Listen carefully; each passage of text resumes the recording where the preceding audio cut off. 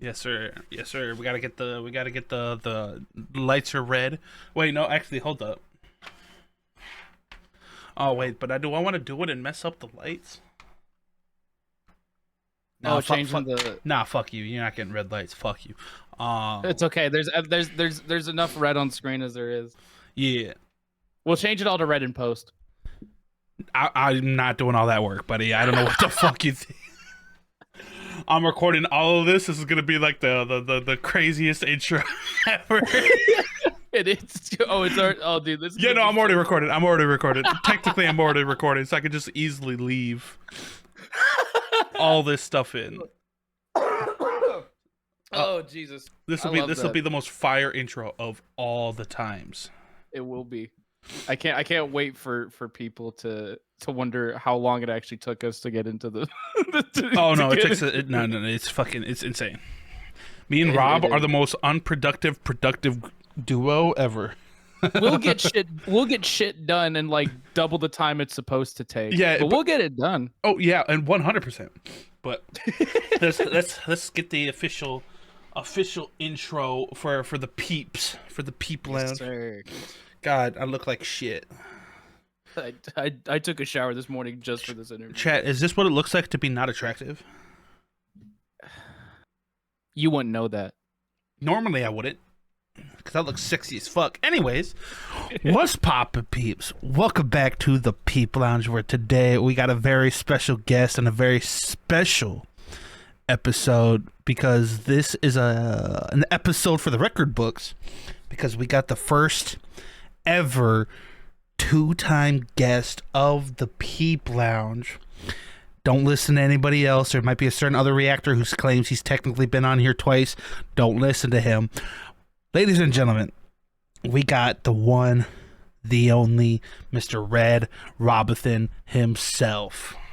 We're really out here. Yes, sir. Oh my gosh. It's been years. Oh, dude, it's been literally years. Like, literally, I think it was like COVID time when we did the last episode. It was, dude. Dude, and so much has changed since then, bro.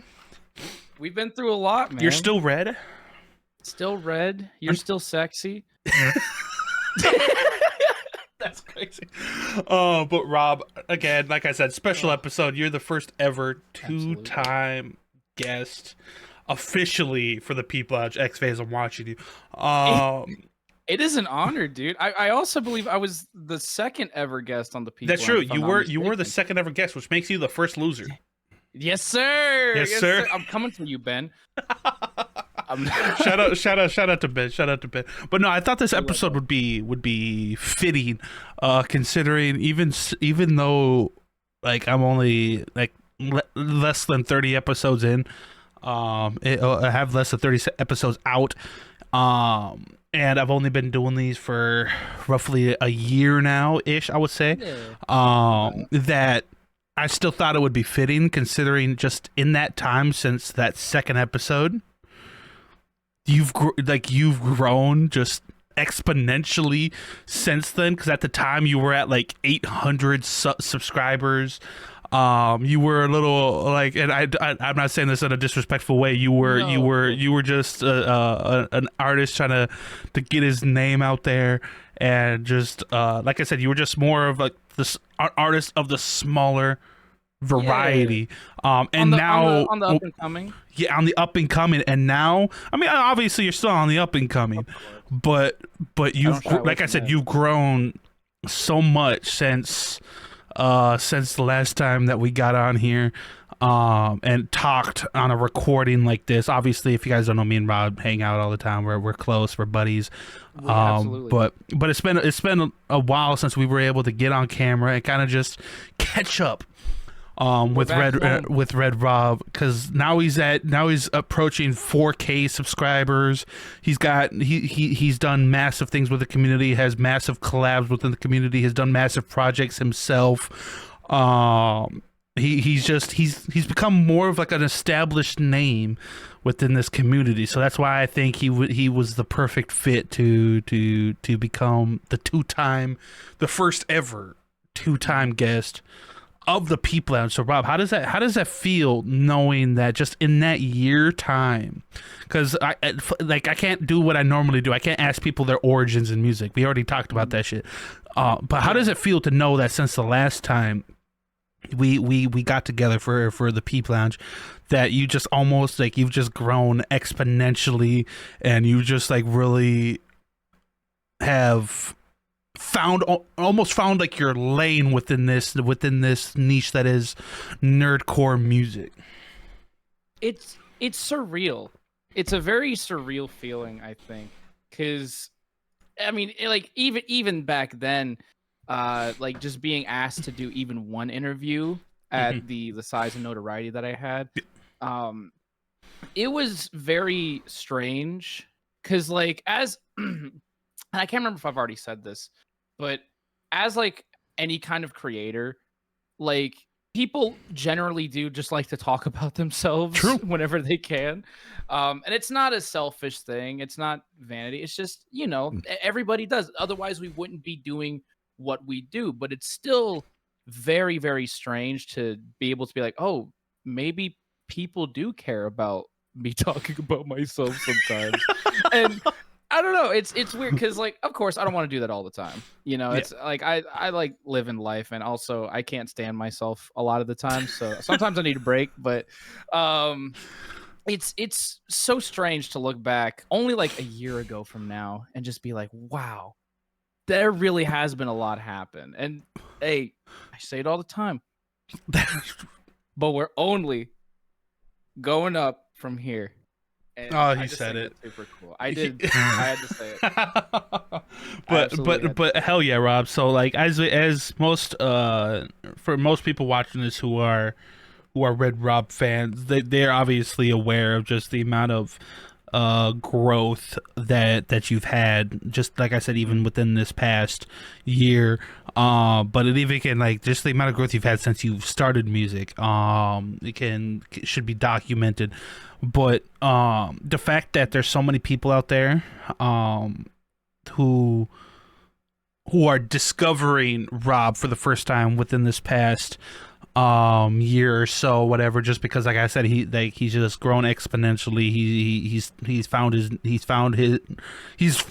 his footing. I'm not gonna say he found his footing, but he's slowly finding his footing within the community, and more people are becoming hip with Red Rob, as the children would say, as the hip kids of 2025 would say, is the Gen Zers. Oh wait, I think it's Gen Zers. I think it's Gen Alpha now. Oh god, I'm getting old. Is it Gen Alpha or Beta? I don't know. I'm having no idea. God. Anyways, just the youth, just today's youth. Yeah. So again, and I was telling Rob this. But where I'm at in the world, I'm like I've met a few nerdcore fans, through in the small little tiny area of the world that I'm in, which is already surprising because, like I said, I live in a tiny ass area, and the fact that there's people in my area that like nerdcore, was kind of almost baffling because I'm not used to it. But those guys were fans of, like, I would have conversations, and these guys are fans of Red Rob as well.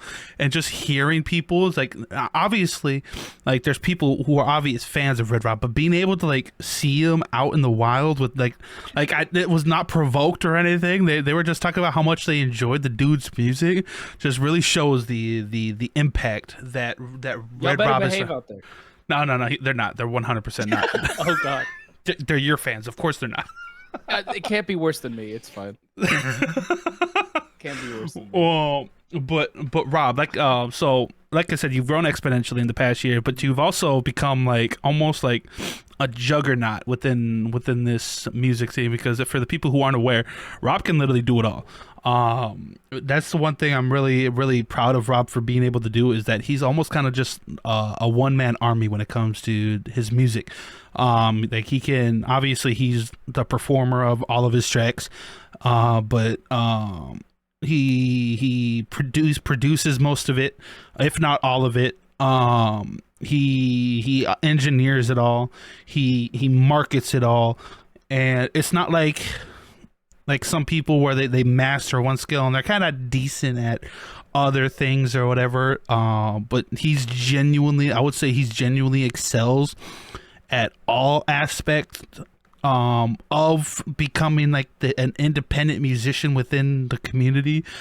So the fact that I'm gonna be saying, even though you, like I said, you run exponentially, the fact that you haven't grown even more is kind of baffling to me.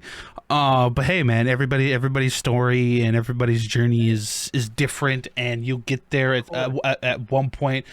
But I gotta ask, like,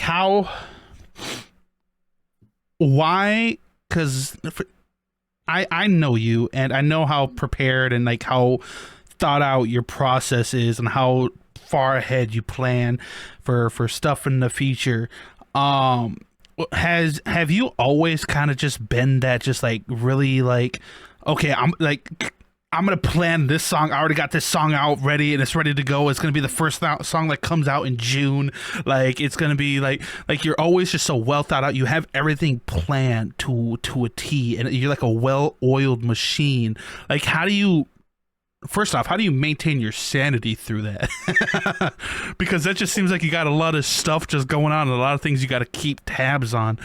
And two, why do you prefer to do it that way, as perhaps just like maybe like flying more off the seat of your pants, just going like, oh, whatever's trendy in the moment, I'll quickly make a song about it, like most people do.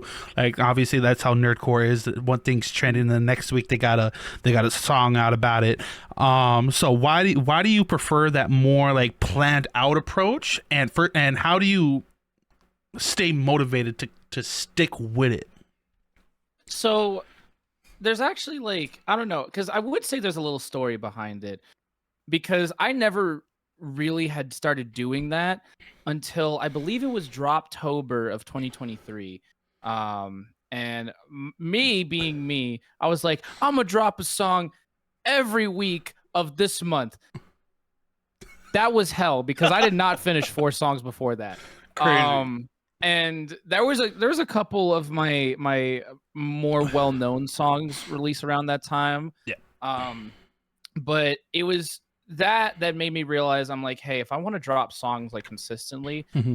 I probably have to get these like ready, like before then. Mm-hmm. And this, I'll say it, like, it doesn't, like, the schedule that I have and like the way that I plan stuff out is definitely jarring to a lot of people, because I'll go ahead and lay it out right now, because I don't think I've ever publicly spoken about this. Mm-hmm. And this will also get a lot of people who've been asking me questions about songs.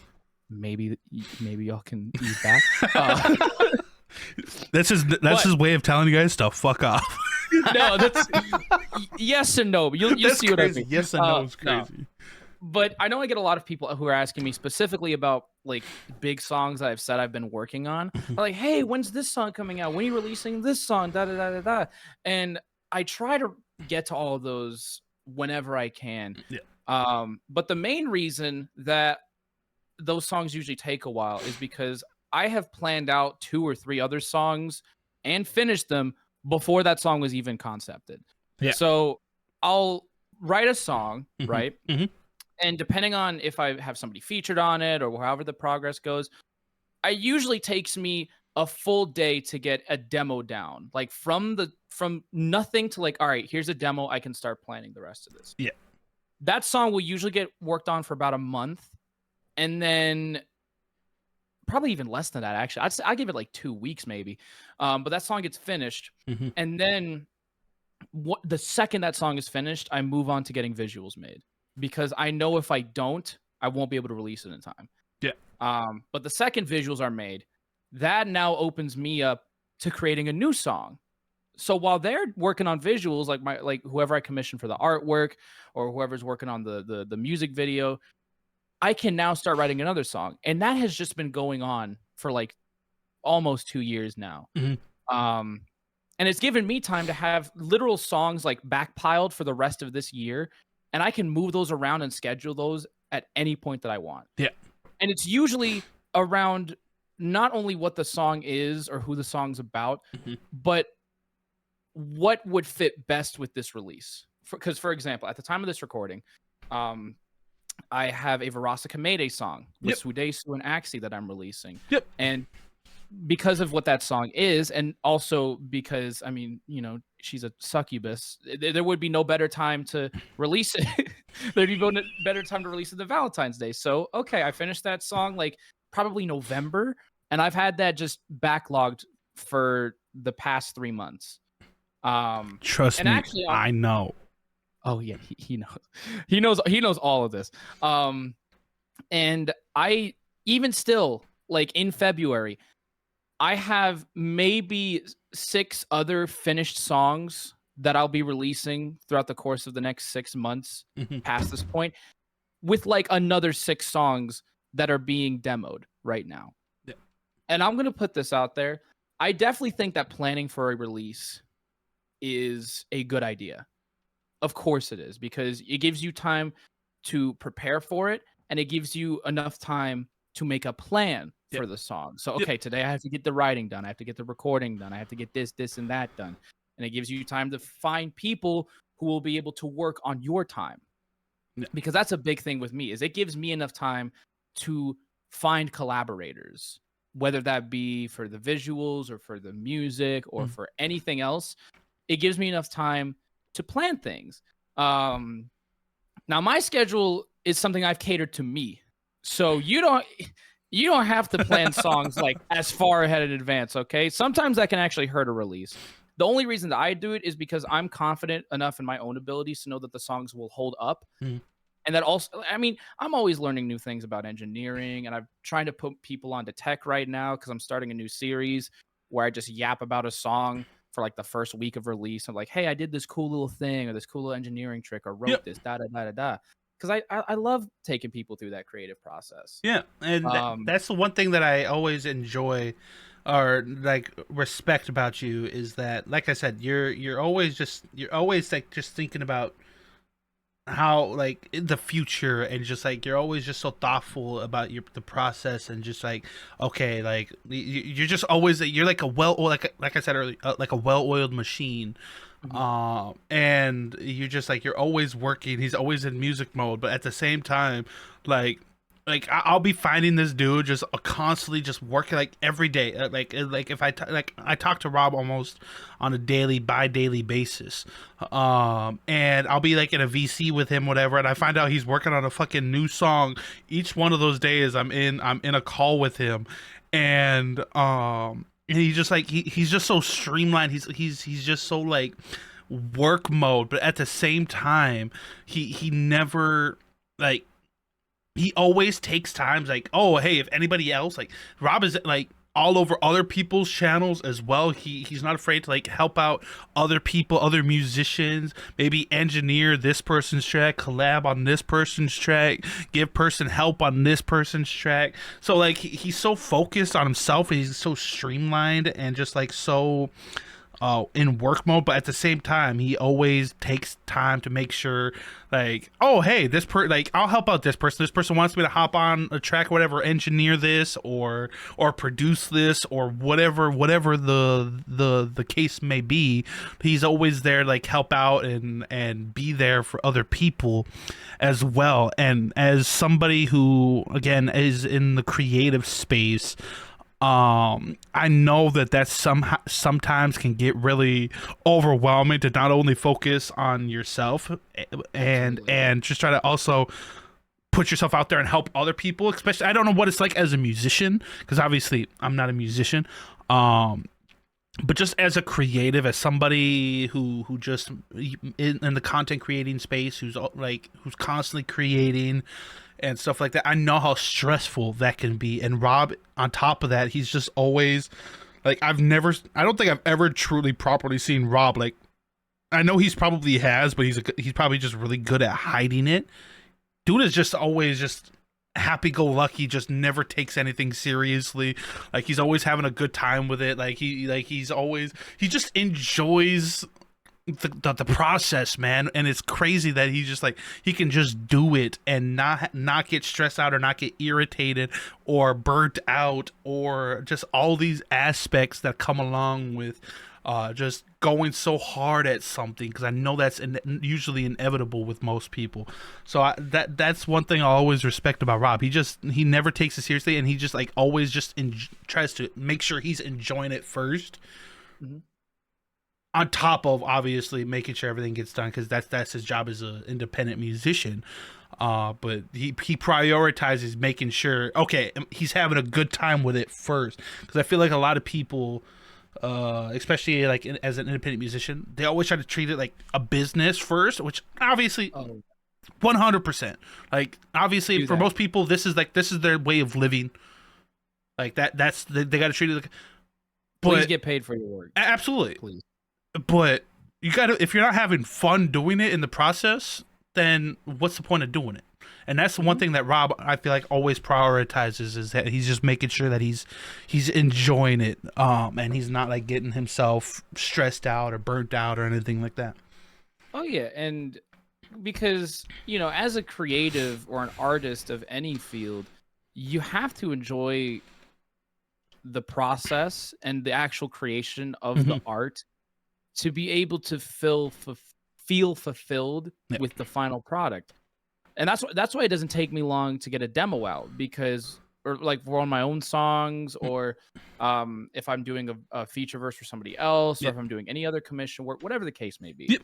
Um, it doesn't take me long because I sit down there and I have fun with it. Whatever it is, like Hmm. any topic, any kind of emotion that it has to portray, I like to have fun with it. Absolutely. And if I don't, then okay, well, I'm not motivated right now to finish this. I'll come back to this at a later date. You can't force anything like that. And that's why I'm grateful for the kind of streamlined process that I'm still getting down, is because it's given me time to be able to take certain breaks Yeah, and I was from just about to music. make a comment on that too, Um, because you got things so planned so far out in advance that, okay, so maybe he's working on a song that doesn't come out for 2-3 months, and he's getting to the point where it's just like maybe hit like a block or something like that. He's got time. He could like, okay, I'm gonna step away from this one for the time being. Maybe work on a different project. Maybe work on a feature or a yeah, collab or engineer somebody's track or whatever. Like, he's got that time, and he doesn't have to worry about stressing to make sure. Oh shoot, I need to hurry up and get this done because this song needs to be out by next week, and I still need to get visual. Like, that's one of the benefits of being able to plan so far in advance. You can take that time to not have to stress about it later and just kind of just be all over the place, and your brain's on overdrive and you're working a million miles an hour to try to get, and pretty much forcing yourself to get something done when you're not in the right headspace. yeah, and it also, like, at the same time as well, uh, when you don't feel motivated or you don't have inspiration for a project, I'm working on a million different things outside of just creating music. So I always have time to fit something else into that schedule. So I'm like, okay, well, I'm not really working on this like song that I have right now. Um but I could be working on getting some new promotional material down. So I'll take a step back. I'll record some stuff. I'll do some video editing when I'm not motivated to do that. Shit, I don't, I mean, there's a million different things that I could be doing. Um, Honestly, if I'm not doing either one of those, I'm trying to teach myself something. Yep. Uh, Whether it's a new skill in one of the works that I'm already proficient in, or if it's a new skill in something I have zero idea about. Um, or I could just be writing stuff just to write stuff. Yeah. And at that same time, like, it even goes down to something as small as networking. I'm always trying to work on something, even when I'm not. Yeah. And that's not to say that I'm filling all my time with work, because trust me, I still find time to actually enjoy my life, Yeah. because I like living life. Yeah. Um, and I definitely think that people should be living their lives outside of work. Although in this economy, whoo, brother, that's a whole different conversation. But it's, if you're not enjoying what you do, you in my opinion, not shouldn't be doing it in the first place, but you need to find a reason to enjoy it. Yeah. 100%. And if that just doesn't work out, just find something you enjoy doing. Mm-hmm. You know, it doesn't even have to be something that you chase as like a career or any kind of like job opportunity. Just do it because you like it, man. I'm just doing it because I want to get paid off of this. And I mean, shit, who doesn't want He's to like, be bitch, mainstream musician? like you said, in this economy, man, he need that money. Give him that money. If I can do something that I love doing and enjoy doing and express myself while getting paid, that's a win-win to me. You're That's getting why paid? I've gone all in on it. No.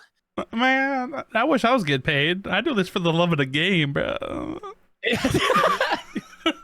I mean, I get paid for commission work. No, I get paid a little bit, but it's not much, but it's honest work. Hey, like you said, man, only going up from here.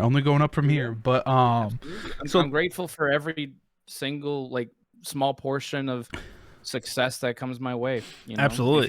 If you're not grateful or thankful for any of that. Speaking of success, you've since the last time that we have been in the Peep Lounge together, you've had some huge successes yourself, whether it be songs blowing up or cool features with some more notable names within the community, aka you got things like your Lucifer song that took the internet, took Nerdcore by storm when it came out.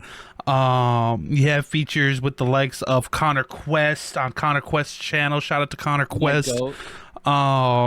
And like you said, it's a slow process, but that amount of growth and just seeing it all slowly start to pay off. And you're seeing some of the works that you're doing becoming more recognized and more seen. As a creative, I know what that must feel like for you, just to be able to just know that, okay, these people know of me, they're aware of me, and it almost makes it like worth it. Like oh, I'm not doing this for nothing. And it's got to be like a very proud feeling to know, oh, hey, I got a song that's got multiple hundreds of thousands of views, or I got these cool features, or I've worked with these cool people, and stuff like that, because that just goes to show what's expected in the future. Because I've told this man Rob so many fucking times, because this man Rob doesn't think he's popular within the community. No, hey, but here's the thing, Rob. Popular isn't just defined as just like, oh, this dude gets numbers on every single one of his songs, or like people are aware of you, they enjoy you. Like I said, my small ass little village, there's multiple people who are aware of you, Rob, and they enjoy your music. In my tiny ass village, it's not actually a village, but it might. No, it is. I've been there. The fuck? Have you ever seen Elder Scrolls? It's built exactly like that. That's crazy. I rode in on a dragon. Okay. That's crazy. Where else do you ride in on dragons? Yeah. Like I live in a place where we live in medieval times. We have like dragons and knights and villages and. Yeah. It's like a portal to the past. It is. It absolutely. And then I live in like the future. I live in like the futuristic part where I got all these fancy lights and shit. I was just gonna say you got the only working computer in the entire. I got the only working. I got the only working PC in the entire state. The only Can't one. wait for you to whip out a cell phone and people just start throwing rocks at you. I gotta fucking hate you. But to continue on, I said at the beginning too that you obviously you're a musician. You perform, you write all your lyrics, you make music, but you do all aspects of it, from, like I said, the engineering to producing, to obviously writing and performing, to as well as stuff more behind the scenes stuff, like your marketing, your promoing, your just all that, like your planning, all that stuff. Like I said, I quoted as you being like a one man army. And for context, for the people who at home who are unaware, earlier, late last year, I hosted this thing called the Nerdcore Honors Award. And it was just a nice little fun award show. It was nothing like too serious. But it was just a nice way for me and Gyro to kind of highlight some of the talented people within the community and show off and just pretty much just give thanks for everybody and their hard work within the community, whether they be musicians, editors, artists, or whatever. Just a way to highlight all the talent within the community. And Mr. Red Rob here was nominated for multiple awards, but the award that I want to talk about today was Innovator of the Year. And there was some people who didn't quite understand why. So that's what I'm going to get into here now. But there were some people who were confused on why Red Rob was nominated for Innovator of the Year. And even though I kind of like put reasons as to why each person was nominated for it, people were still confused. And the reason why I put me and Gyro put Red Rob on there is because we feel like, as even like I said, even though he's seen a lot of recent successes, I would say he's still on the smaller side in terms of artists and stuff like that. And I feel like out of all like the smaller artists that I've seen in the community that we've seen, Rob is currently setting what the new standard should be, because Rob isn't just focused on, like, yeah, he makes good music. He makes sure all of his music is good, and there's plenty of talented people who make good music within the community. Sorry for the cat interruption. But Rob is tremendous at branding himself, promoting, like marketing his whatever new music or whatever project that he's working on. He's like you said, he's constantly making short form content. Like, he's doing things that you see that not a lot of artists his size are doing, that they should be doing. And that's another reason why I feel like Rob has kind of grown so much in the past year that he has, is because he's taken these steps and he's learned all this, and he's just got a decent understanding of all this stuff, and he essentially doesn't put all of his eggs in one basket. Like, he diversifies it. He puts a little bit in everything, so he can kind of do everything that he needs to do to make sure Red Rob can be, the brand can be as successful as possible. So I want to ask Rob, what made you want, like, obviously I know, like you said, you're always learning, you always want to you find the best ways that you can to make it and be able to say you do this for a living. But what was it that made you was just like, okay, I gotta be on top of all this, because you're good. I would say you're one of the best people I didn't know at marketing themselves, like all that. Like, you're just so good at literally like all the aspects, even behind the scenes, the stuff that people see, whatever. Like, you're just so good at everything and compass. Like, you're like the well balanced character in a fighting game. You're good at everything. You're like the literally the only characters I play in fighting games. Holy shit! Yes, Rob makes good music. Yes, Rob, like, obviously, is he perfect? Absolutely not. I would never say nobody's perfect, because there's always room for people to improve. But it's just like, Rob is decent at all these aspects, right? And I feel like a lot of people should be taking notes on what he's doing, and not necessarily copying, but I call it the yoink and twist. See what Rob is doing. I fucking hate you. Sorry. God damn. I didn't expect the word yoink. I'm sorry. Yoink. I call it the yoink and twist, where you see somebody's idea and you see, oh, hey, this is a cool idea. You take it, put your own spin on it. Make it yourself. Make it unique. Make it so it's just like, oh, he's copying Red Rob. No, don't make it like that. Make it so it's just like, oh shoot, I really like this. This is cool. This is unique. This is different. This is so and so. This is you. This is your like how you want to.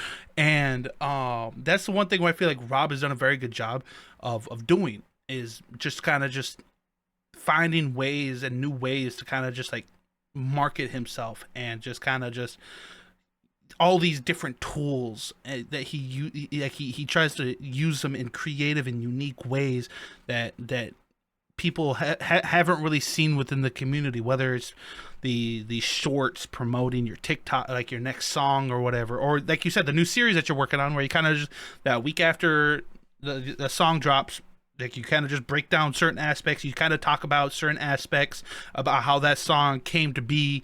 I haven't really seen that. Like you might see people talk about how the songs were made, but like as like a series and going into like really in-depth stuff like that, I haven't really seen stuff like that. And obviously, like you got the whole fucking Red Rob brand, like that is so synonymous. Like people, there's branding. Like people, obviously, there's branding, but Red Rob's branding, like people legitimately can't see the color red without thinking of Red Rob. Like that's how so ingrained that he got it into people's heads. And I know, like people's like, oh, but that was coincidence. No, like that's not a coincidence. Like Rob 100% means to this. It's like you can't think of a honeybee without thinking of Callan B.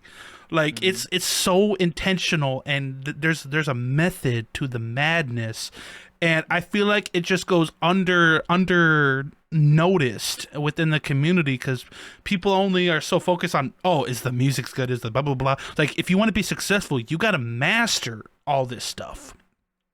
And so what was it when you started your music journey that clicked in your head? Is like, okay, like I'm starting to get to the point. I'm making good music. I know how to do this, obviously, but now I got to start focusing on the behind the scenes stuff, like the marketing, the promoing, the networking, all this stuff. Like, when did you realize that? Oh shoot, I need to be doing this. This is important. I think it really, and I can't tell you exactly when it clicked for me, but it clicked. It was one moment that I had where I realized, well, there's one thing to make a really, really damn good song that nobody finds. And then there's another thing to make a song you're proud of that you like, a good song that everybody sees. Yeah. And that's not to say that you shouldn't put all your time and effort into like, you know, whatever like art that you are proficient. Obviously, you want to be the best? Be the fucking best. But there's very two distinct differences there because one is gaining traction and one is not, regardless of the quality. Hell, you can make the worst song on planet Earth objectively and everybody still sees it if you market it correctly. Yes, sir. And I think it was that too, because I also do have plans to try to give some people some lead on how they should go about branding themselves and marketing themselves. Because a lot of the stuff that I've been doing has just been behind the scenes and like not public spaces. Yeah. Which I still don't mind doing, you know? But I definitely think that some people could use some direction. Yeah.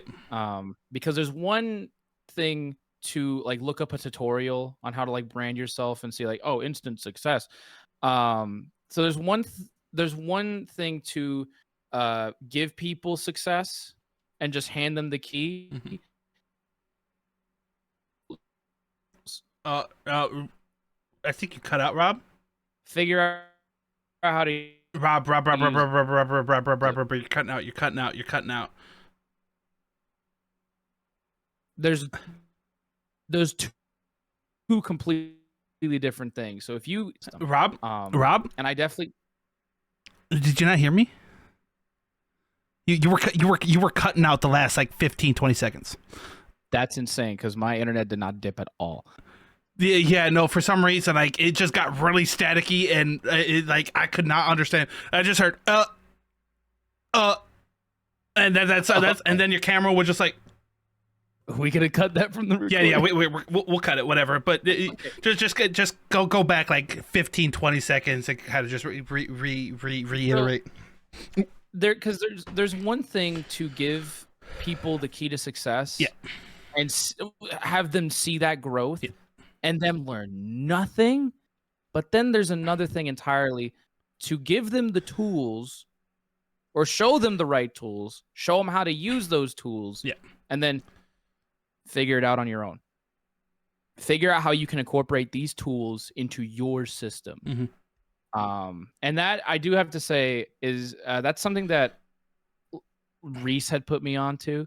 Reese let, which, shout out to him. Hell by of the a way. guy. Hell of a guy. A lot of the stuff that I have been incorporating is stuff that I have picked up and learned from other people throughout this this journey that I've been on. Yeah. That I've just incorporated in my own system. Like, for example, like, I'll be scrolling through TikTok or Instagram, and I'll see somebody promote a song I've never heard of this artist, never heard the song, but damn, it's good. And I don't even sit there for the song. I sit there because I'm like, how did they edit this video, and what resources did they use to be able to get the song the traction it is? Because the numbers are not guaranteed, but there is a higher chance of getting that kind of traction if you follow certain steps. True. And then you take that and then you twist it to where it's about you. Yeah, the yoink and twist. Yeah. Absolutely. And that's literally what the yoink and twist is you grab that and you put your own spin on it, and it's still you. You just gain inspiration from somebody else. Because that's all that creativity is you gain inspiration from something. In the end, creativity is not really an original idea, because you get inspired to do something that somebody else has already done. And with how saturated things in the creative space have been, it's going to be hard to find things in the creative space that are just 100% original, because we're getting to the day and age where almost everything's been done. It's a sad fact, but it's like almost everything is done. Like there's people still doing fucking try not to laugh at 2025. Yeah. Because it's so hard to find that one idea that's just like, oh shoot, this has never been done before. This is really cool.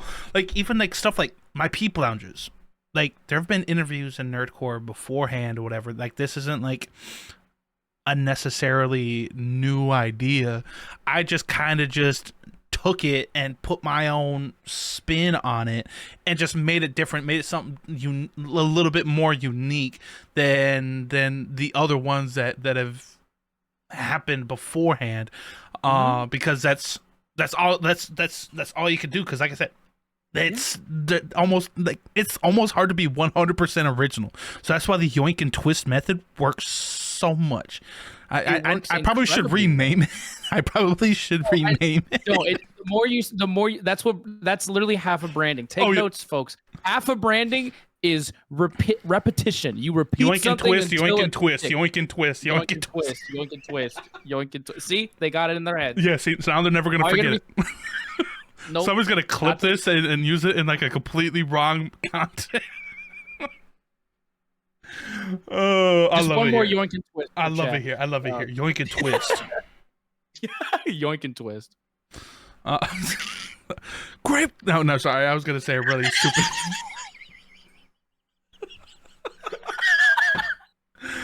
Oh, but no, that's the thing that I feel like just gets really undervalued as a smaller artist in the community. Because yeah, like you said, like I said, a lot of artists, like, they're focused, like, yeah, they make good music, right? They make really good music.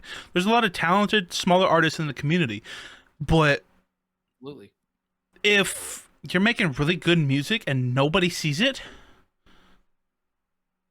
then what are you doing? Like, obviously your point as a musician is that you want people to peep your art, like what your time, the effort that you put into making this whatever it is that you made, whether it be music. This even goes as like any sort of creator, whether you're just a graphic artist or a musician, or you just make YouTube videos, or you live stream, or whatever thing in the creative space this could be applied to.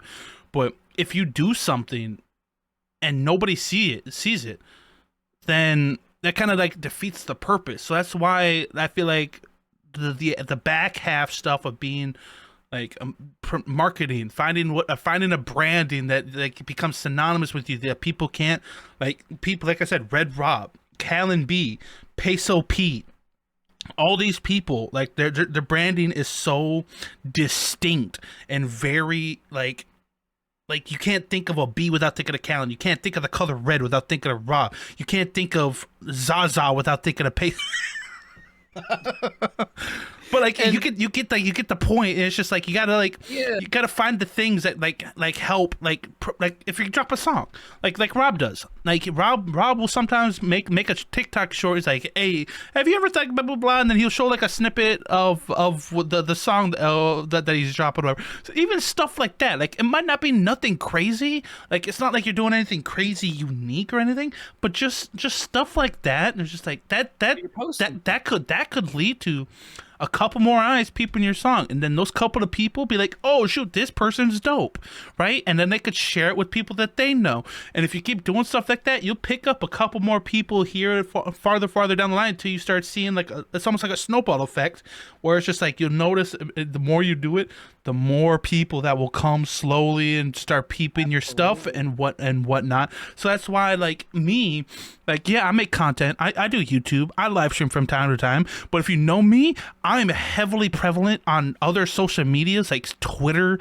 I've been told I'm a fucking. I'm to the point where I'm getting annoying on Twitter because people can't get rid of me. But it's just like I use all these other all these other things outside of what I'm doing, like what I do, because I know that this is another way to reach people. You want to know how many people discovered me through Twitter and then found my content?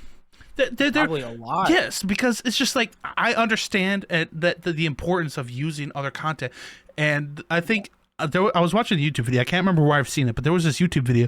This is like sometimes you grow the most when you're not making content.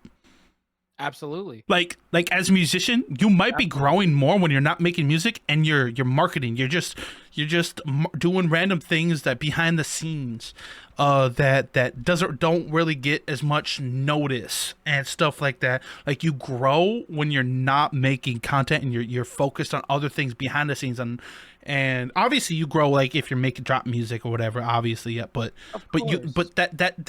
that growth that can happen when you take advantage of other outside aspects is tremendous. And there's just so many tools today, like TikTok, like Twitter, YouTube Shorts.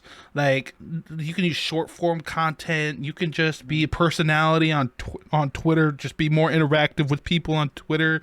Like network with people in your community. I'm not saying like shoot your shot. Like if you're just starting out in the music scene and you're trying to hit up Rustage, that probably isn't like the smartest idea.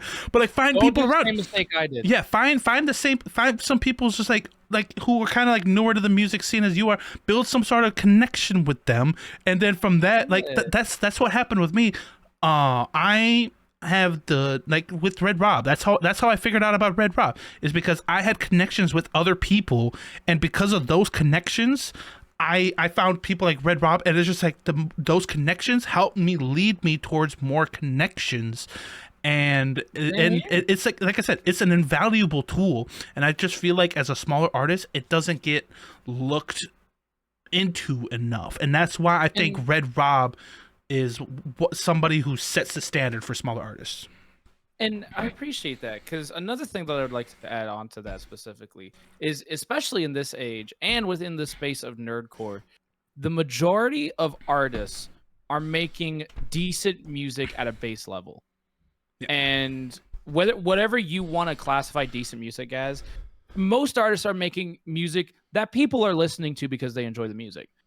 And artists are getting a basic understanding of not just how to make music and how to make music that they can be proud of, but they're also learning valuable skills like engineering or production or better writing or better storytelling, better performances. Yep. They're learning all of that because those tools are already available online in the dozens. They come in droves. You can look up tutorials on one thing and get 50 different results. Yes. Literally, you can go pick something that you can think of to make music with.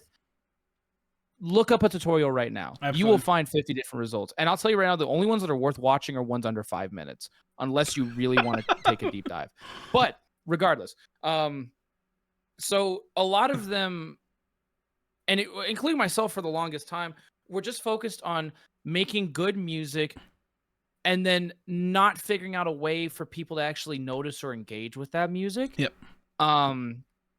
Because like a lot of younger artists and a lot of up and comers are usually worried about getting placements and getting big features and getting big collaborations, but that doesn't really set you out in front of anybody else. And collaborating is not a bad thing. I absolutely endorse collaboration, but you have to have a reason for people to want to work with you. Yep. Right? You have to have that spark that says, "Hey, I think we would work well together on this." People aren't gonna like, oh, like I'll collab with you just because you asked them to. Like that, like No, the amount of times that happened, like you can probably count on one hand the amount of times in the world that's happened. Like, oh, you want to collab? Sure, why not? Whatever. But like, and it's just like it has to be a mutually beneficial thing, too. Yep. Because hey, if I'm gonna collab with you, we're both getting something out of this. Yeah. And that goes for any collaboration, for any size creator, any skill, any experience. It does not matter. There has to be a mutual exchange there. And like I said, there's nothing wrong with getting that. There's absolutely nothing wrong with it. But if you yourself are not figuring out how to grow your own audience, then you're failing. Yep. Not in the grand scheme of things, and failing is a strong word.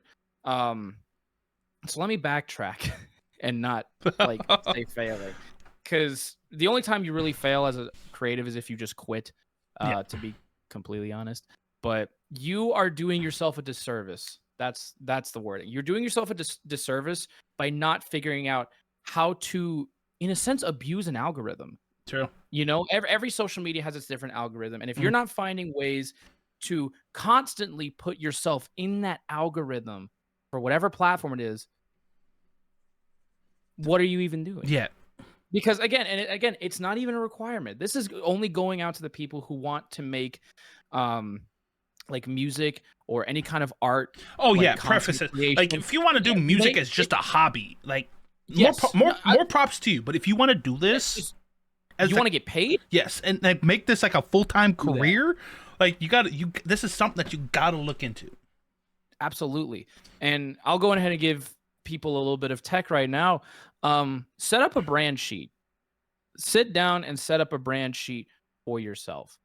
At very base level, a brand sheet should contain the popular colors you use in visuals, any kind of text, what's the word? Fonts that you have. Yeah. If you make one yourself, even, which I actually would recommend. Any like, what does your brand stand for? What do you do? Who are you? Essentially, make a sheet, a document that allows people who have never heard of you to get a full understanding of you, like they've known you for 10 years. True. And my brand sheet is 2 pages long, and it barely says shit. That's just a little bit of text. Seriously, set up a brand sheet, folks. It'll help you out, even if you don't send that to anybody. It'll give you a better understanding of how you want to tell your story. Yeah. Yep. Because at the end of the day, that's what you got to do, man. Like, on the internet, you got to have people. You got to have something that people can connect with. Like Rob's obviously got like. Rob is very fortunate to because he's one of the people who's just like he made himself the brand. He's not like playing like a gimmick or like he doesn't have like a crazy like persona or anything like that. Like his gimmick is himself. But even so, something as simple as the color red, like it's like we said, it's become so synonymous with him and me. Like I always got like these very like vibrant colors, like very consistent colors that I use on a consistent basis, and the whole like crazy like cyberpunk theme that I always go with. Like that, like it might not be as prominent as per se like a Red Rob, because Red Rob has just perfected it to the point where it's just because it just clicks. but I'm it's still something that people like start to pick up as like, oh, okay, this is what I've come to know whenever I watch a Dean stream, whenever I watch a Dean video, whenever I see Dean do whatever, blah blah blah. Like, this is what I can expect, and there should always be that feeling of it's just like, okay, I'm peeping this person. This is what I come to expect, and because just something that they can latch onto. And just, like I said, it could be as simple as a color. It could be like maybe you have like a persona. Like, for example, like Schwabi's got like a bear persona, like his pink bear persona, which has become synonymous with his brand. Like, it can literally be anything.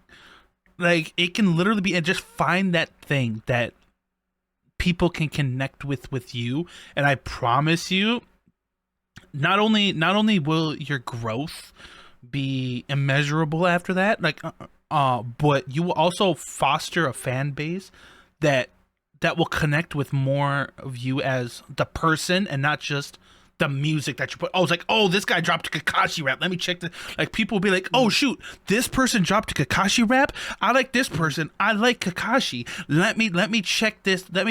It's like, that will help people enjoy you as the person, rather than just, oh, this person made a rap about a character I like. Because that's one of the things in Nerdcore that a lot of people can get falling in the trap of, is like, oh, people only tune into my music when I drop songs about these characters. Well, it's just because you haven't given people the opportunity to latch onto anything about you as the artist, you as the person. You just drop music about popular characters and then just call it a day.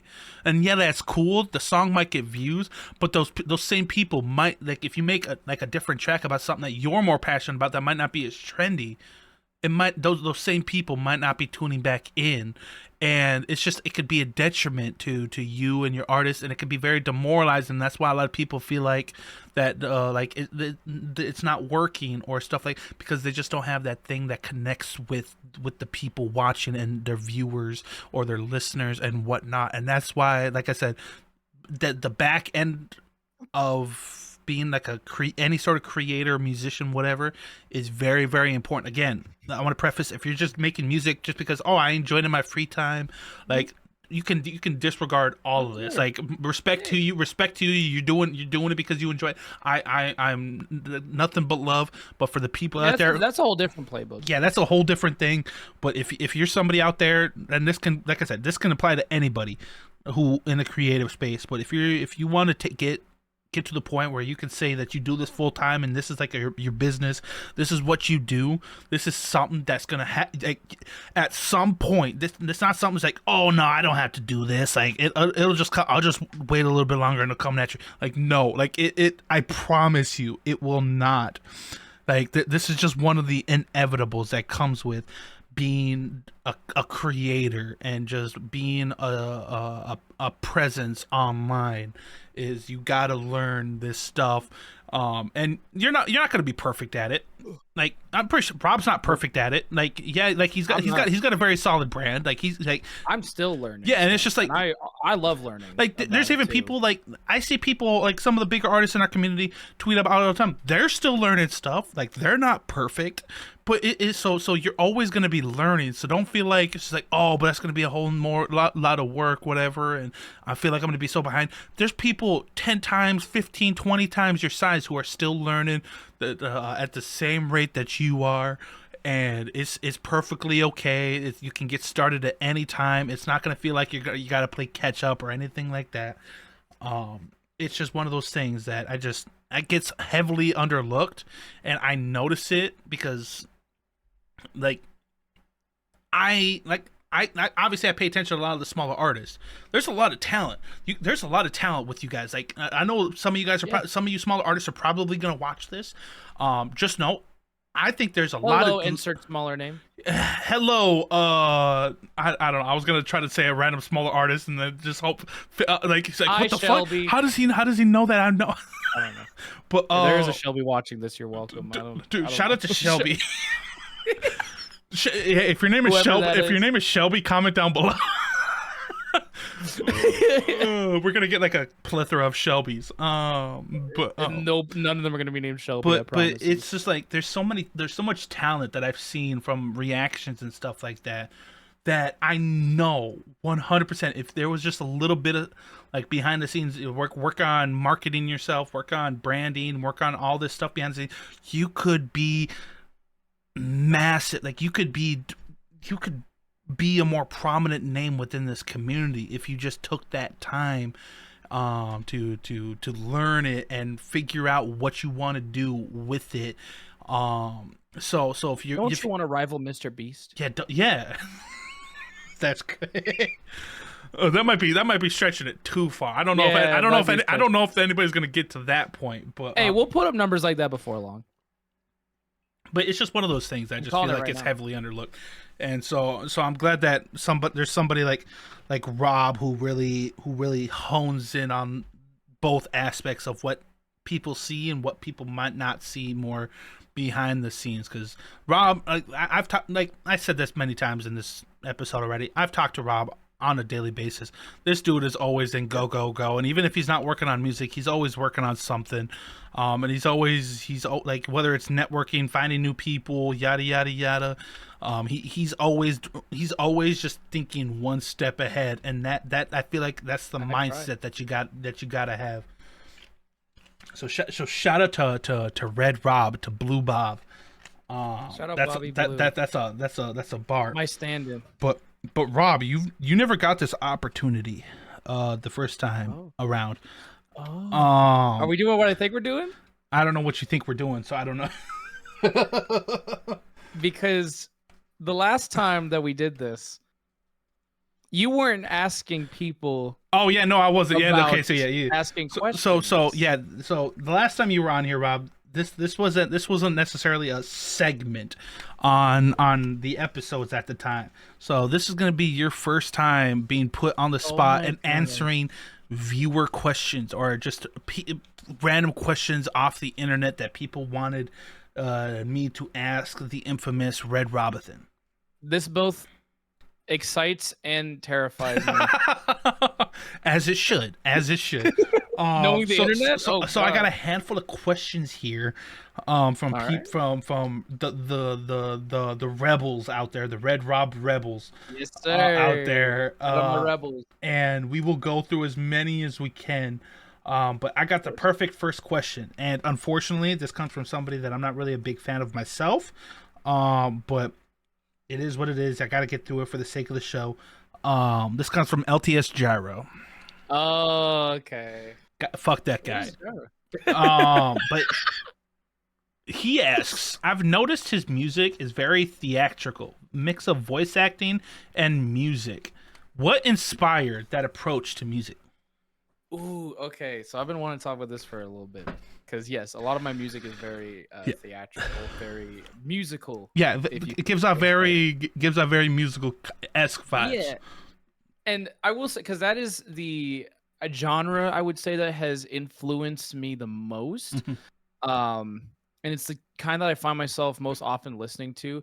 Is there's something about the way any kind of musical like puts you up, like it audibly. How do I put this without sounding like dumb? It audibly puts you in the story, rather than like if you're reading a book, or you're following along with what's happening, or if you're playing a video game where you are playing through the story. Yep. But there's something about hearing it through music and feeling the emotions in the moment, and that push and pull that music has. It's always like spoken to me in a way. Earlier, like my earliest known instance, which was the awakening for a lot of people, was Hamilton. That was Hamilton, and then it came along stuff like Dear Evan Hansen or Heathers, and then over the time it was Beetlejuice the musical. Shout out Beetlejuice. And, Nerdy Prudes Must Die, and then most recently was Epic the musical, which if y'all haven't listened to that, please take some time out of your day to go listen to that. It's so good. But musicals and theatrics have always been something that's spoken to me, and it's something I also just feel like really badass doing a lot of the voice acting. So I like doing. Dude, I like feeling I'm not gonna lie. I do like your voice acting and the music I that you do. I appreciate do that. really like it. There's like I don't know. There's something like I also would like to do voice acting work eventually. So it's something that definitely helps a lot. Um, I don't know. I also just like being able to learn how to tell a really good narrative story at the same time through both music and voice acting at the same time. And just being able to, give viewers and the audience that same experience. That hopefully, I'm not the only one that has when I listen to something like that. Um, and that's the reason that it is inspired a lot. I definitely am experimenting with like other sounds, other genres all the time, but I'll always have my roots back in both rap and musicals. Um, which ironically enough is what Hamilton is. So there you go. And the one thing I like about it is that kind of musical style, at least nowadays in today's nerdcore, I feel like it's not really prominent. Like it's not something that you see a lot of. And that's another reason why I feel like it stands out. It helps you stand out is because it's a unique style. Like people can like, oh, Rob is the musical theatrical kind of just more epic style music guy. And it's just and it's just it almost feels like you do all this shit and I know you do it on purpose, but it's just like it's crazy how all the pieces that of everything that you do just fits so perfectly within. It's just like, oh, Rob, like, even though Rob's versatile, he can do anything. He can rap, he can sing, he can like he mentioned, like he does very brief voice acting in his tracks or whatever. But it's just like he's getting to the point where he's got a distinct musical style. And he's just everything just fits so well into place when you think of Red Rob, and it's almost like too perfect. Like, what the fuck kind of like who does he know like in the nerdcore Illuminati that it just like everything just fits perfect. Like, it's almost too perfect. Like, Rob, like, what did you like murder somebody in a past life or something? Like, why is there a Hulk mask behind you?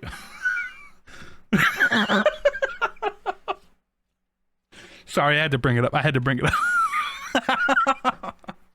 It's like, why would you ever need a Hulk mask for any reason? Whatever could you mean? That's crazy. Are we still recording? No, not at all. Not man, at all. I'm getting hot in here, man. I need to turn on my AC. The only thing Rob murders is the hearts of women everywhere. I wish that were true. He's lying. In a different life, maybe. He knows it's true. It's mostly just men. Hey, I'm okay with that. As a man, I can vouch. But no, shout out to Gyro for that question, because that was a super dope question.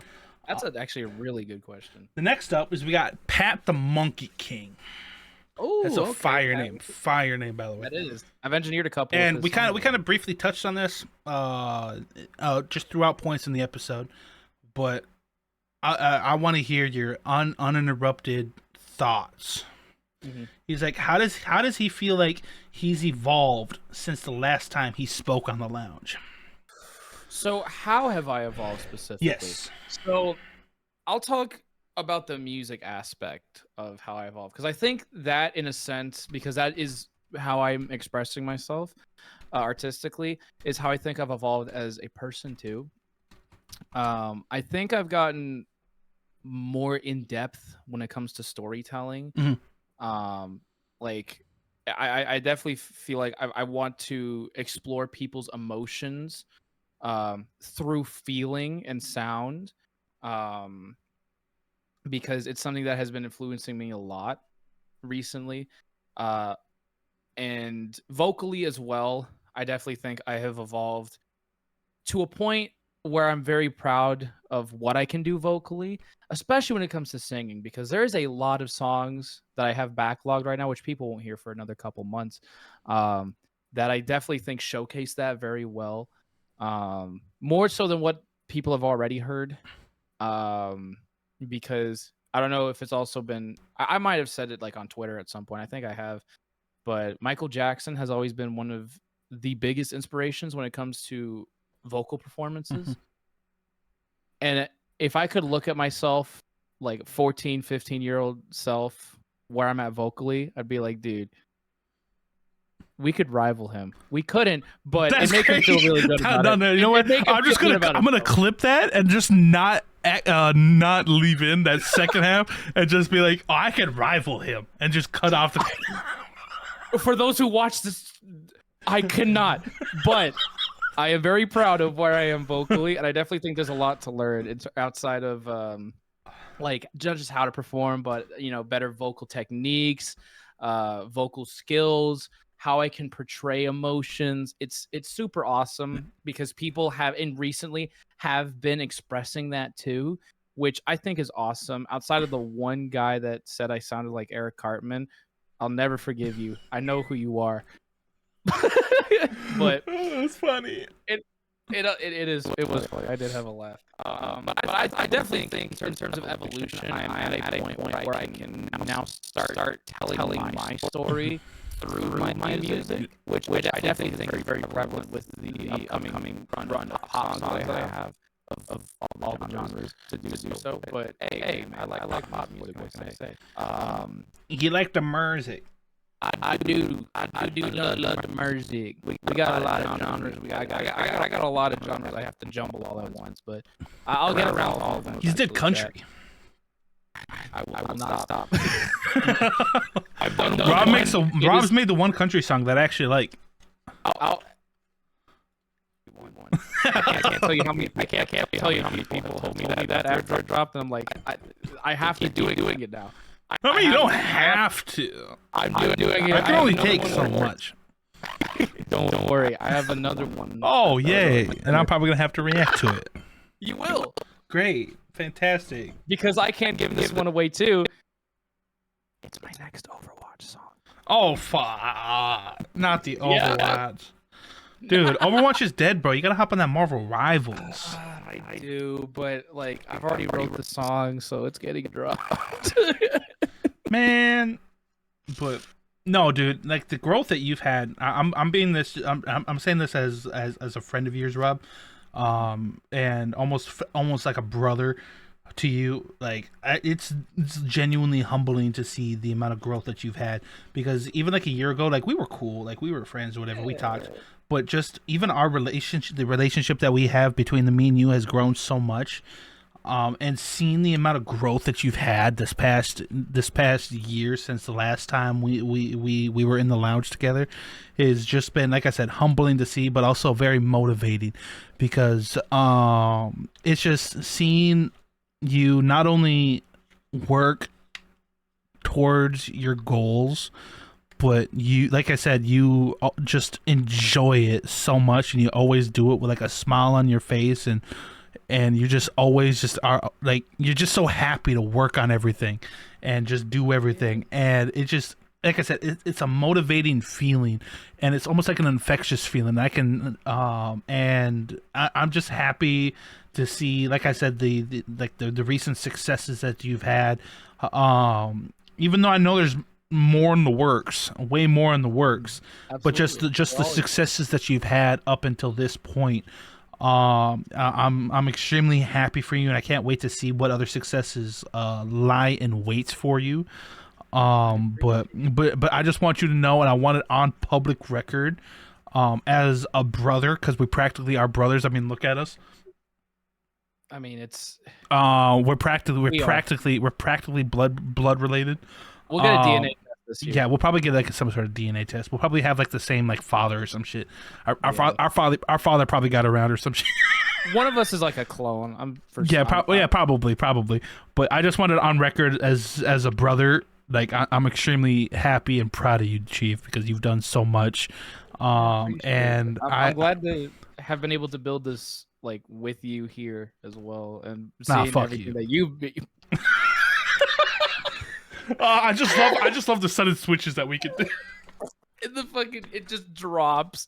No, because I think we've done a lot this Absolutely. past year that we haven't had, like or that we've been on the Peep Lounge, Kobe, and I'm excited to see where we go from here. Hell yeah, And dude. it's definitely invigorating to be able to see things finally coming to light and seeing where things are headed. Because hey, Absolutely. we're still hungry. I'm not done eating my fill yet. We got to succeed even more. Absolutely. And then Rob, you got to know this was coming. You got to know this with all the serious questions. You had to have known that there would have been a bunch of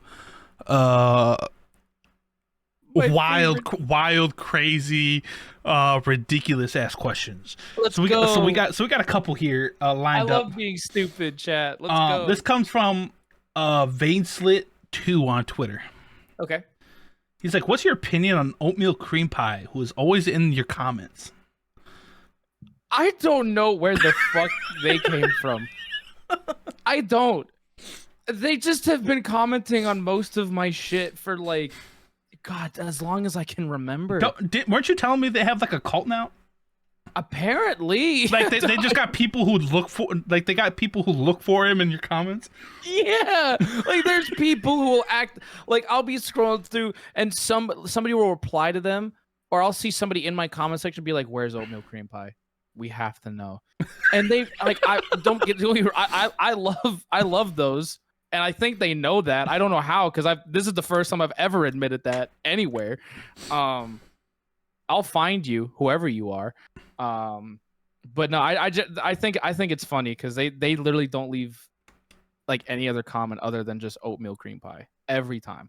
Yeah, that's all they say. It's oatmeal cream pie, saying oatmeal cream pie in the comment section. Not a single instance of them changing that, and I love that. Keep doing what you do. If you watch this, it's crazy because I think he replied to my Peep Lounge with you on.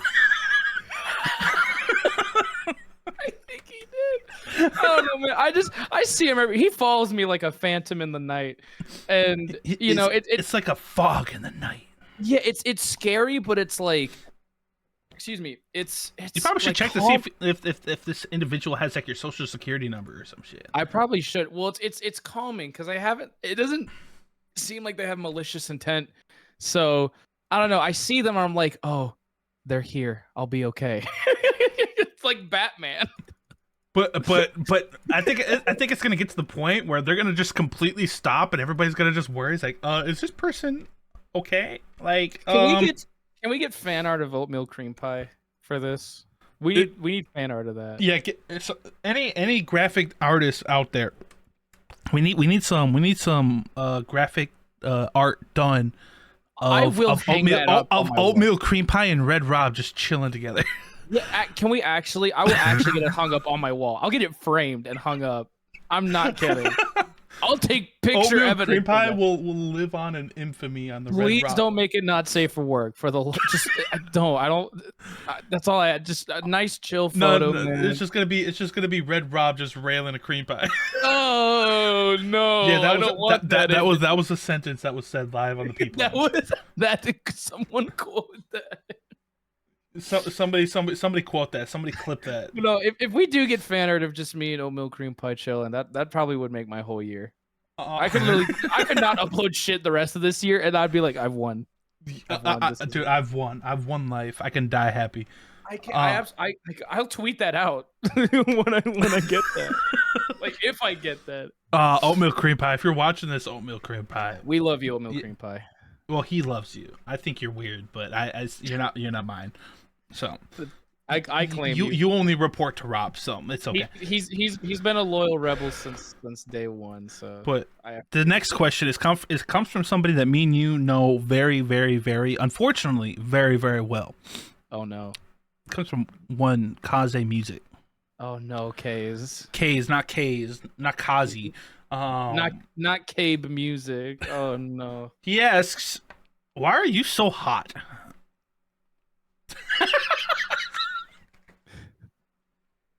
Yes, why are you so hot? That's all for you. Damn, that's chat. Is this Riz? I think so. Chat. Is this what the youngins would call Riz? Is this Skibbity Riz? Kaze, match profile pics with me if that was Riz. Damn. I love him so much. Here's the thing. He's probably gonna do that before this video goes live. He will. I know he will. I absolutely know he will. The next question, we're gonna just rapid fire these. This comes from another person that me and you know very, very well. Oh, okay. That Amethyst Witch. Tay-Pat. Ooh, all right, Tay, what you got for me? She asks, is he, in fact, red? In more ways than one, yes. I would say I'm pretty red. No, he's not red at all. Actually, that's been a lie this whole time. He's actually green, and he's just been lying to all you guys. You know what, chat? I'm only red from the waist up. I'm a fraud.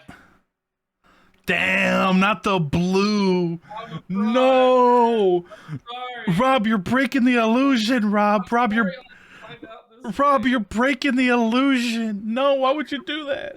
I have to come clean, man. Rob, you just shattered the hearts of Americans everywhere, bro. Bobby Blue has always been a part of me, man. I have to come clean. It's funny you say that because the next question comes from Michael Stark. I thought you were going to say it comes from Bobby Blue. I was about to shit myself. Imagine. It comes from Michael Stark, and he's like, how does he feel about Blue Bob? Well, see, it's funny. Well, because Bobby Blue has been... He's a part of me. He's my other half. But Blue Bob, he can rot now. Damn, not Blue Bob. Damn, Blue Bob. That's my mortal. Dude, there's gonna be some guy named Blue Bob out there. He's gonna be like, what did I do? Yeah, because like, there's a clear distinction between Bobby Blue and Blue Bob. Because Bobby Blue is the polar opposite of Red Rob. Blue Bob is just a cheap knockoff copy. You're not real. He's not real. There's gonna be somebody that creates a channel. You fucking imposter. There's gonna be somebody that creates a channel called Blue Bob after this. It's like, what the fuck, man? Dude, what the fuck did I do, man? No. I'm doing a in real time fact check. I'm gonna see if there's a Blue Bob YouTube channel. A Blue Bob YouTube. Oh gosh. There's a song called Blue by B.O.B. That might be the closest we get to an actual Blue Bob. That's crazy. I need to make that distinction very clear because a lot of people get it wrong.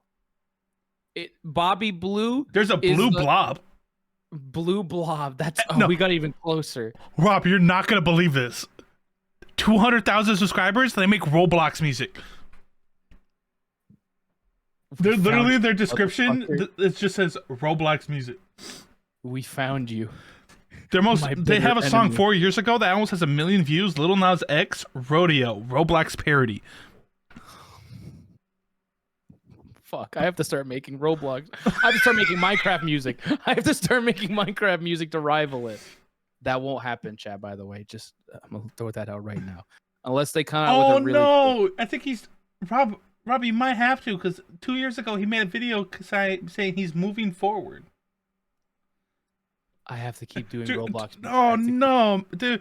I've never met this dude, but I just got instantly sad. I did too, man.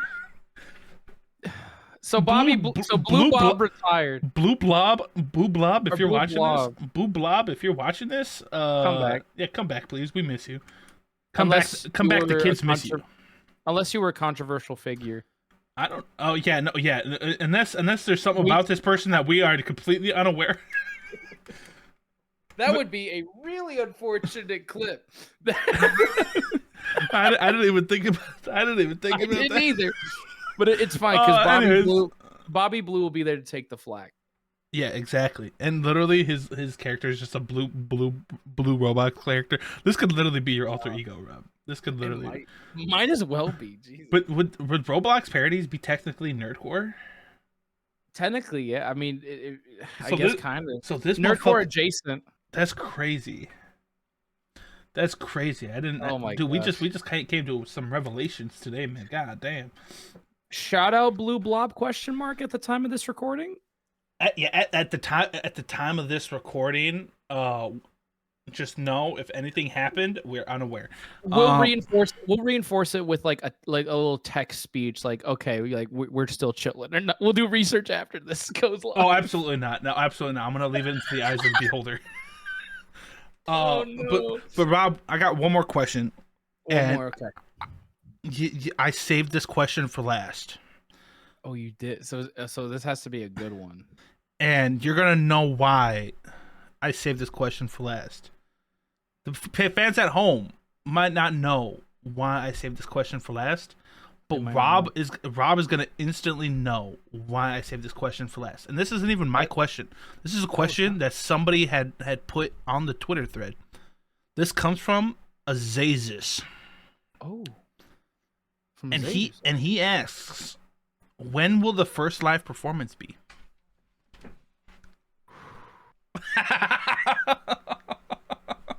That's actually a really good question. That is a very intriguing question. Because I think in my career, as of right now, I have not made a lot of plans for live performances because of my current situation. But it could be possible this year. And I won't say when, won't say where, won't say how. But just know, if things get finalized, there will be more details to come, chat. Motherfucker, this is the part where you were supposed to say, I'm gonna be partaking in the Dean charity concert stream. I'm gonna be partaking. I haven't even registered for that yet. Motherfucker. No, I'm kidding. I'm kidding. No, just stay tuned, guys. Stay tuned. Stay tuned to Red Rob on all social media platforms. I was gonna say, just follow me everywhere. I will give an update about it at some point. He won't, but it's okay. I will for at least one of the performances. But shout out to Rob. Rob, that was the final question. Yes, sir. The date, Red Rob Peep Lounge episode 2 has come to a close. Holy shit, dude! This is like I said, the first ever 2-time guest on the show. It feels good, man, dude. And here's the thing. Here's the thing. You were never getting back on here again. I don't know if I could take it. Hallelujah! I'm free. That's good. My chains. That's wild. But no, shout out to Rob, and shout out to all you guys for either watching this, or if you guys are one of the people who left questions, etc. And I hope you guys enjoy. I didn't really comment on it. But I hope you guys enjoy the new setup as well. This is the first Peep Lounge with the new setup. So I hope you guys enjoy the new setup going forward. I know I have a couple of reaction videos out at this time, but this is the first Peep Lounge recorded in this setup. So I hope you guys will enjoy this. I even made this little thing red for Mr. Red Rob because I had to represent. So make sure you guys tune in to Red Rob. All of his links will be down below.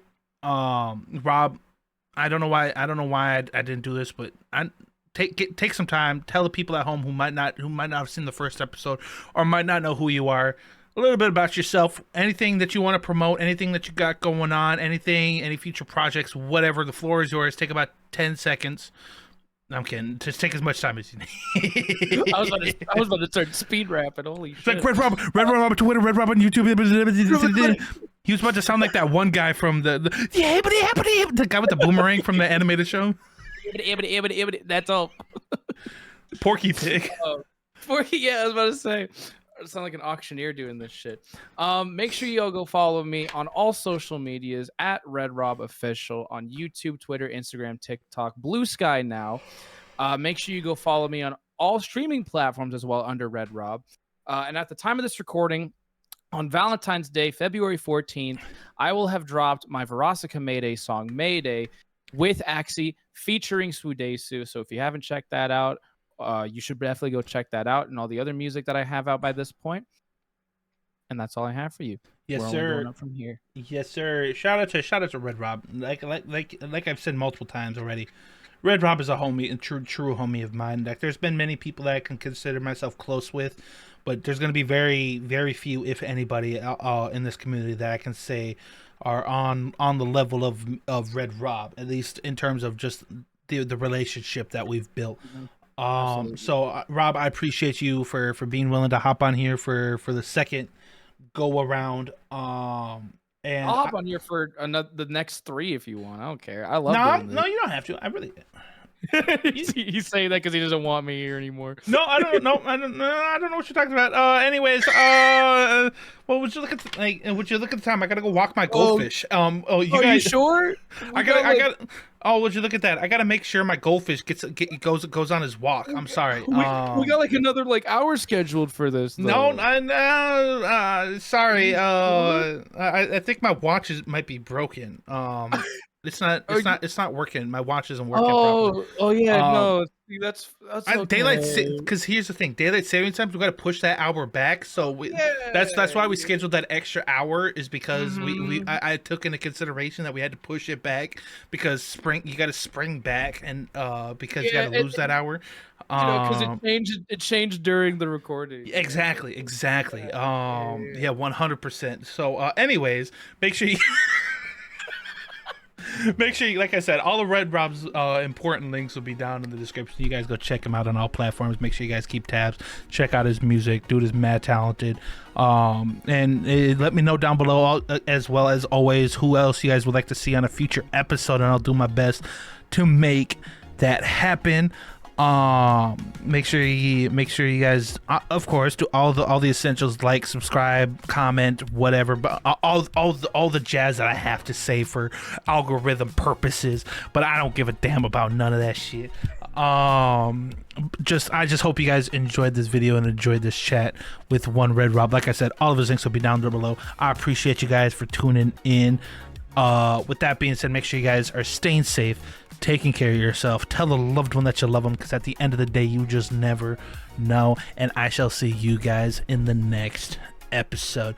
Peace. Take care, y'all. God, I'm so glad this episode is over. I've been waiting for this.